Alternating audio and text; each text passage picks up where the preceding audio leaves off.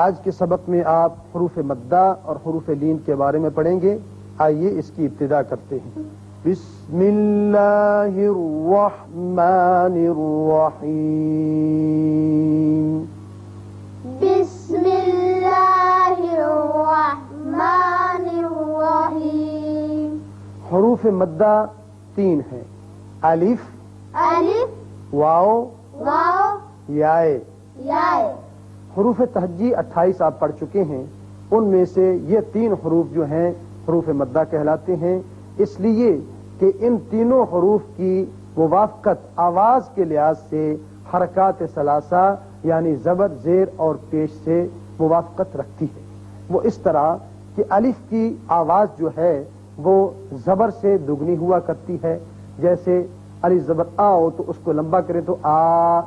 اسی طرح واو کی آواز جو ہے وہ پیش سے مماثلت رکھتی ہے، جیسے ہا پیش ہو سے ہو.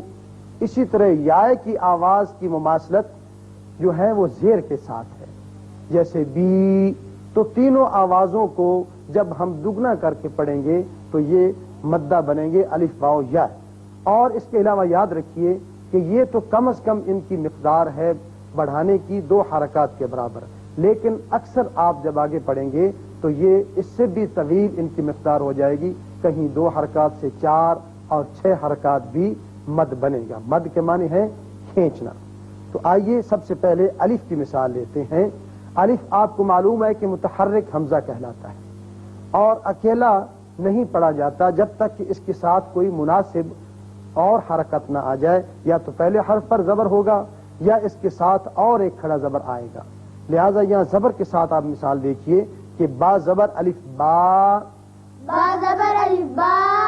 اب یہ با کے اوپر زبر جب ہم پڑھیں گے تو صرف با زبر با ہے اور الف کے ساتھ ملنے کے ساتھ یہ لمبا ہو جائے گا. اس کو کھینچیں گے. با زبر الف با. با زبر الف با. با زبر الف با. با زبر الف با. را زبر را. را زبر را. کاف زبر کا. کاف زبر کا. بارک. باوک. یہاں آپ دیکھیے کہ با دگنا ہے را کا دونوں حرکات سے. یہی مد کی پہچان ہے کہ مد اور حرکت کے درمیان یہ واضح فرق لمبائی کا رہنا چاہیے کہ یہ حرکت سے دگنا کریں گے تو مد بن جائے گا. بارک. باوک. اور اگر حرکت کو لمبا کر دیں گے تو غلط ہو جائے گا. جیسے بارکا پڑھ دیں. آپ اس کو ہمیشہ مد نظر رکھیے، حرکات کو اور مد کو. بارک. باوک. زال زبر الف ذا. زا زبر الف زا. لام زیر. لی. کاف زبر کا. ذالک. ذالک. اب دیکھیے مثالیں واو کی. واو ساکن سے پہلے جب پیش آ جائے تو یہ واو مدہ بن جاتا ہے. ہا پیش ہو ہوتا ہے لیکن واو ساکن کی ملنے سے ہا پیش واو ہو. ہا پیش واو ہو. اور را ساکن چونکہ خود اکیلا تو نہیں پڑھا جاتا، اب پیچھے متحرک کی وجہ سے را ساکن جب پڑھیں گے تو یہ بنے گا حور. حور. حور. حور. نون پیش واو نو. نون پیش واو نو. نون پیش واو نو. نون پیش واو نو. را ساکن را ساکن. نور. نور. اب یا کی مثالیں لے لیں. اب دیکھیے یا ساکن ہے، پیچھے زیر آ رہا ہے تو یا مدہ بنے گا. با زیر یا بی. با زیر یا بی. الف زبر ا. الف زبر ا. با زیر یا بی. با زیر یا بی. ابی. ابی. تا زیر یا تی. تا زیر یا تی. اب اس سے لفظ بنے گا نون زیر عین نع.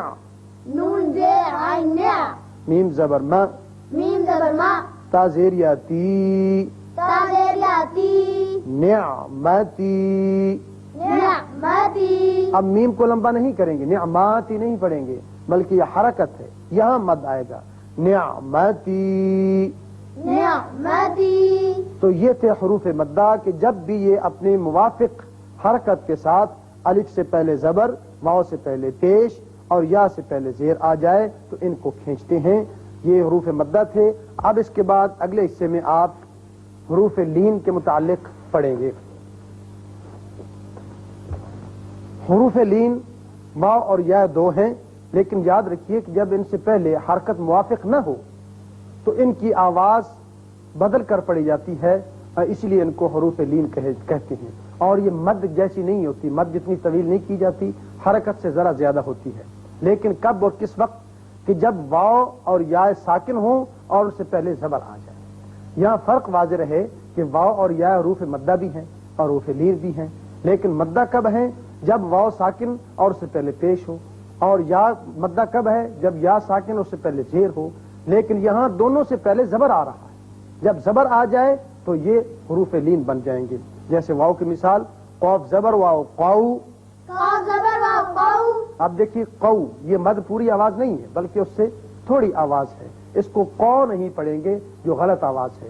قوف زبر واو قاؤ، قاف زبر واو قاؤ، قوف زبر واو قاؤ، قاف زبر واو قاؤ، لام ساکن لام ساکن، قاول، قاؤل، نون زبر واو ناؤ، نون زبر واو نو، نون زبر واو ناؤ، نون زبر واو نو، میم ساکن میم ساکن، ناؤم، نوم، یا زبر واو یاؤ، یا زبر واو یو، یا زبر واو یاؤ، یا زبر واو یو، میم ساکن میم ساکن، یاؤم، یوم، یاؤم۔ یوم، یعنی آپ نے ان کی آوازیں قو، نو، یو ان سے سمجھ لی ہوں گی کہ یہ آواز مد کے برابر طویل نہیں ہوتی، ذرا مختصر رہتی ہے۔ اب یا کی مثال لیجئے، جیسے یا ساکن اور پہلے زبر آ جائے، با زبر یا بائی، با زبر یا بئی، اس کو وہ بے نہیں پڑھیں گے، با زبر یا بائی، با زبر یا بئی، نون زبر نہ، نون زبر نا، ہا پیش میم ہم، آپ ایک میم ہوم، بائی نہ ہم، بائی نہ ہوم، لام زبر یا لائی، لام زبر یا لئی، لام زبر یا لائی، لام زبر یا لئی، لام زبر لا، لام زبر لا، لائی لا، لئی لا، را زبر یا رائی، را زبر یا رئی، را زبر یا رائی، را زبر یا رئی، با زبر با، با زبر با، رائی با۔ رئی با، یہ تھیں یا کی مثالیں، جیسے بائی، لائی، رائی، کہ جب بھی یا ساکن اس سے پہلے زبر آ جائے تو اس کو آپ اس طریقے سے پڑھیں گے۔ یہ تھیں حروف لین، واو اور یا کی مثالیں۔ اب اس کے بعد آپ آئیے الف بحیثیت حمزہ ساکن، یعنی درمیانی الف۔ الف کے متعلق یاد رکھیے کہ جب یہ متحرک ہو تو وہ حمزہ کہلاتا ہے، اور جب اس کے ساتھ موافق حرکت پہلے آ جائے کسی حرف پر تو یہ مد بن جاتا ہے، لیکن جب کسی لفظ کے درمیان میں مجزوم آ جائے یعنی ساکن آ جائے تو وہاں یہ حمزہ کہلاتا ہے، اور یہ بقدر مختصر جھٹکے کے ساتھ پڑھا جاتا ہے، وہاں الف کی طرح نہیں پڑھا جائے گا۔ الف زبر آ، الف زبر آ، سین زبر الف ساکن سا، سین زبر الف ساکن سا، تا پیش میم تم، تا پیش میم تم، اسا تم، اسا تم، اسا تم۔ اسا تم، دیکھیے اگر یہ حمزہ نہ ہوتا تو یہ مد ہوتا، اسا اس طریقے سے پڑھتے، لیکن جب یہ یہاں جزم آ گئی، یہاں مجزوم بن گیا، ساکن ہو گیا تو یہ جھٹکے سے پڑھا گیا، اسا تم، اسا تم، اسا تم۔ اسا تم، تا زبر الف ساکن، تا زبر الف ساکن، تا، تا، خا پیش خو، خا پیش ہو، زال پیش زو، زال پیش زو، تا خذو، تا خذو، یا زبر الف ساکن یا، یا زبر الف ساکن یا، میم پیش مو، میم پیش مو، را پیش رو، را پیش رو، کاف پیش میم کم، کا پیش میم کم، یا مورو کم، یا مورو کم، یا مورو کم۔ یا مورو کم۔ یہ تھی آخر میں مثالیں الف کی جو بحیثیت حمزہ ساکن درمیان میں آتا ہے اور جھٹکے سے پڑھا جاتا ہے۔ تو عزیز طلبہ، آج کے سبق میں آپ نے حروف مدہ، حروف لین اور حمزہ جب ساکن آتا ہے کسی لفظ کے درمیان تو جھٹکے سے پڑھا جاتا ہے، یہ سب قواعد سیکھ لیے۔ اللہ تعالی ہمیں صحیح پڑھنے کی توفیق عطا فرمائے۔ آمین۔